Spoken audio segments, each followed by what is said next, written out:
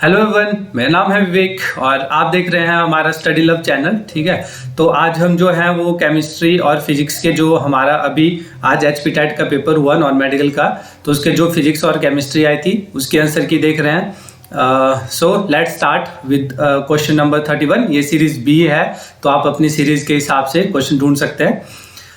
The first question is conversion of a solid into gas without undergoing into liquid state is called। तो उसको क्या कहते हैं? हम उसको sublimation कहते हैं।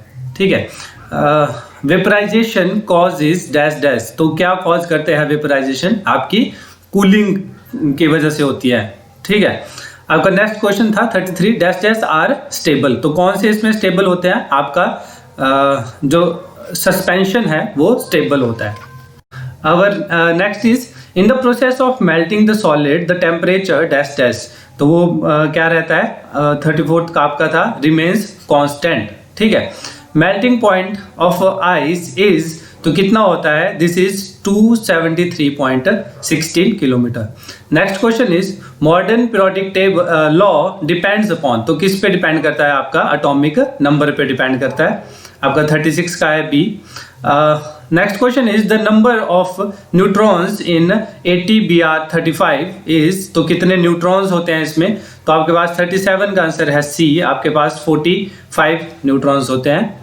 Protium and deuterium are the example of, तो किसके एग्जाम्पल हैं ये? हाइड्रोजन के आइसोटोप्स के एग्जाम्पल हैं। The solution which do not affect blue और red litmus paper are called dash dash solution. तो कौन सा सॉल्यूशन होगा? वो न्यूट्रल सॉल्यूशन होगा। हमें बताया एल्माइन सॉल्यूशन कंटेन, तो वो क्या कंटेन करता है? आपके पास आपका 40 का है बी। वो आपके पास जिंक कार्बोक्साइड जो है वो कैल्माइन सॉल्यूशन कंटेन करता है। ठीक है, नेक्स्ट क्वेश्चन इज 41 का dash dash are stored in the kerosene oil. तो आपके दोनों क्या, कैल्शियम एंड पोटाशियम दोनों जो है वो केरोसिन ऑयल में सेव करते हैं। नेक्स्ट क्वेश्चन है आपका 42 aluminium Fe and zinc act with dash dash. तो कौन से किसके साथ करते हैं ये ना कोल्ड के साथ करेंगे ना हॉट के साथ करेंगे, आपके स्टीम के साथ करते हैं। ठीक है,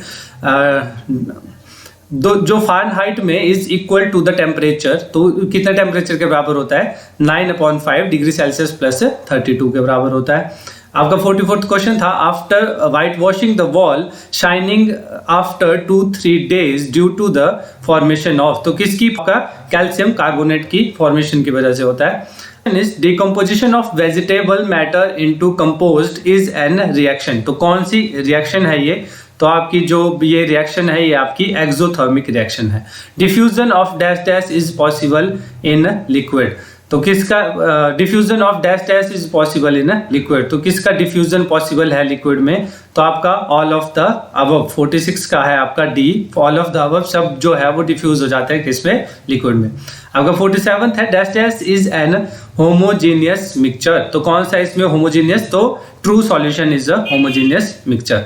48 है आपके पास Tyndall effect is shown by. तो कौन शो करता है टिंडल इफेक्ट? आपका सस्पेंशन शो करता है टिंडल इफेक्ट।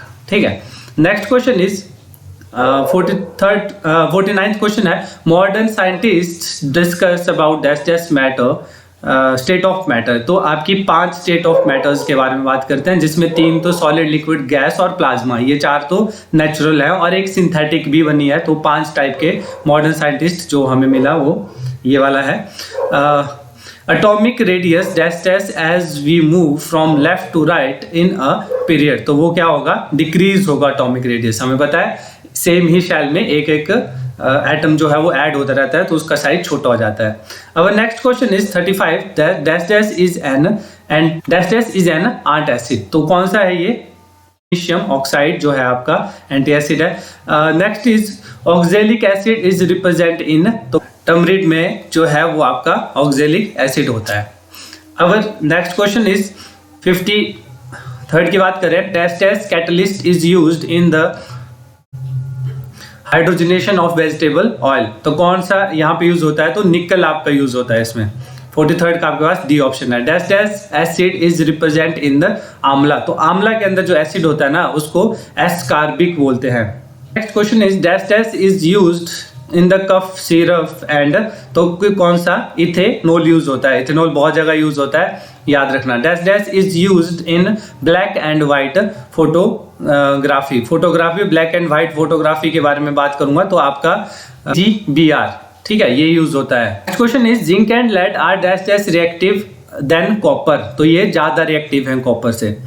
58th क्वेश्चन था following reaction is an example of dash dash reaction, तो डिस्प्लेसमेंट रिएक्शन है, ठीक है। अब next question is heat is evolve in the reaction, तो कौन से रिएक्शन में? एक्सोथर्मिक में हमारी हीट निकलती है और एंडोथर्मिक में हमें हीट चाहिए होती है, ठीक है। नेक्स्ट क्वेश्चन हमारा है that is prevent the oxidation of the oil and fatty food materials dash dash are the added to them, तो क्या ऐड करते हैं हम उसमें एंटी ऑक्सीडेंट ऐड करते हैं, ठीक है।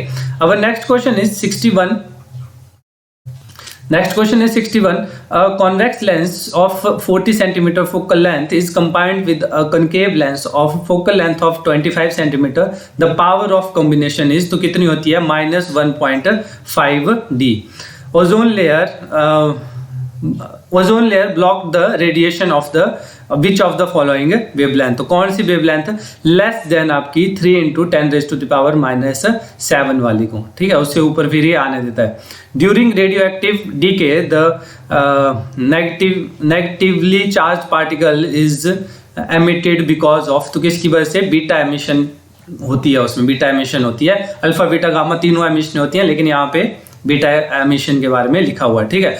अब your next question is 64 that is for normal human eye the far point is at, तो जो फार पॉइंट होता है ना वो इन्फिनाइट होता है। जो आपका नेक्स्ट क्वेश्चन है 65 that is induction furnace work upon which principle, तो कौन से प्रिंसिपल पे करता है? दिस इज एडी करंट पे। आपका नेक्स्ट क्वेश्चन है solid are heated by the method conduction की वजह से। देखो वेव आर, तो कौन सी वेव होती हैं? दोनों कंबाइंड होती हैं, लॉन्गिट्यूड और ट्रांसवर्स वेव्स दोनों होती हैं ये, ठीक है। नेक्स्ट क्वेश्चन है आपका that is about young modulus of a wire depend upon, तो किस पे डिपेंड करता है? देखो ये हमेशा जो है ना नेचर ऑफ मटेरियल पे डिपेंड करता है और किसी चीज पे डिपेंड नहीं करता है, ये हम पढ़ते हैं जब हम देखेंगे। अब next question is 69th mercury thermometer can be used to measure maximum temperature up to कितने टेम्परेचर तक? तो 350 डिग्री सेल्सियस तक। 70th क्वेश्चन है to get 3 images of a single object one should have 2 mirrors at a angle of, तो किस angle पे? 60 degree पे। Next question is height of a geostationary satellite is approximately, कितनी होती है height? तो आपकी 36000 किलोमीटर होती है। For which of the following does the centre of mass lies outside the body, तो किस पे? रिंग में हम क्या लेते हैं? बैंगल का एग्जांपल लेते हैं, अंदर से होलो होता है, यहाँ पे इसका सेंटर ऑफ मास लाई करता है। Next question is curie is the unit of, तो ये किसके हैं? इंटेंसिटी ऑफ गामा रेज के इंटेंसिटी के यूनिट हैं क्यूरीज, ठीक है। Next question is 74 the slope of VT graph gives, तो क्या देता है ये? एक्सेलरेशन देता है आपके पास। स्लोप ऑफ VT ग्राफ जो है आपके पास एक्सेलरेशन देता है। Next question is calculating the work done by the constant force F is equal to 2I + 3J - 5K newton acting on a body producing a displacement S is equal to 2I + 4J + 3K m is a body with 1 joules, इसकी energy जो होगी 1 joule होगी, ठीक है। Next question is of kilowatt hour to MeV is, तो कितना होता है ये आपके पास होता है 2.25 × 10⁻19। Next question is which lens is use to watch maker, तो कौन सा लेंस यूज करते हैं? तो वो कॉन्वेक्स लेंस यूज करते हैं, ठीक है। Next question is 48 what is the minimum resistance which can be made by using 5 resistors which each of resistance कितना? 1.5 ओम्स होगा। कितना कौन सा होगा वो? इसका जो है ना 1 ओम्स आंसर आएगा, तो ये सबके लिए 1 मार्क्स एक्स्ट्रा है।